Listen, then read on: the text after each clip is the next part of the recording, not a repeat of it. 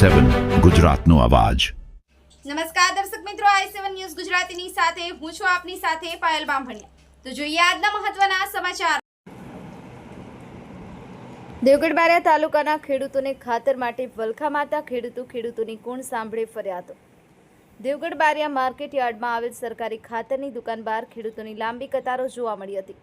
ખેડૂતોનો આક્ષેપ છે કે 2-3 દિવસથી ધક્કા ખાવા છતાં પણ ખાતર મળતું નથી અને ખેડૂતો વહેલી સવારથી પોતાનું ખેતી કામકાજ છોડી અને આવે છે।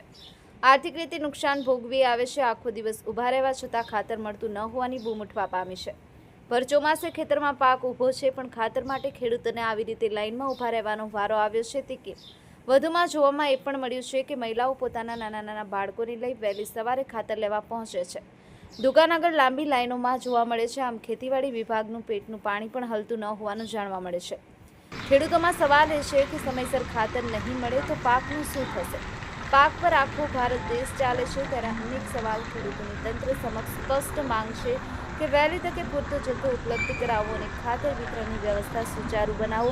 હવે જોવાનું એ છે કે ખેડૂતોની આ સમસ્યા ક્યારે દૂર થશે। Mohanbhai Vankar, i7 news Gujarati, Devgadh Baria. મારું નામ પટેલ જીગરકુમાર રૂપસિંહભાઈ છે। અમે કાલિયાગુડાથી આવીએ છીએ ખાતર હારું। આજે 4 દિવસથી ધક્કા ખાઈએ છીએ। ખાતર કોઈ જગ્યાએ મળતું નથી અને અત્યારે 5 વાગ્યાથી આવ્યા છે। દુકાનો બંધ છે, વરસાદ ચાલુ છે। અત્યારે ખાતરની અમારે હડતાલ છે, વરસાદમાં પલળવા પડે છે। શું માંગ છે તમારી? અમારી માંગ એ છે કે સરકારને કે ખાતર વહેલી તકે દુકાન ઉપર પહોંચાડો અને મળો, કારણ કે અમારે ખેતી બધી બગડે છે અને વરસાદમાં પલળવાનું થાય છે। કયા કામથી આવ્યા તમે? કેટલા વાગ્યાથી આવ્યા તમે? 4 વાગે। તમારી શું માંગ છે? મારે લેવાનું છે પણ મળતું નથી। મેં અડધી રાતના મારું નામ છે પટેલ વિજય કુમાર નાનાભાઈ, ગામ કેલિયા। 3 દિવસથી ધક્કા ખાઉં છું।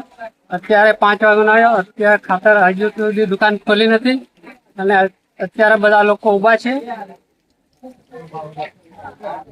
અને અમને ખાતર નહીં મળતું। શું નામ છે તમારું? ધનાભાઈ પુનાભાઈ ડાયરા રોવાડી।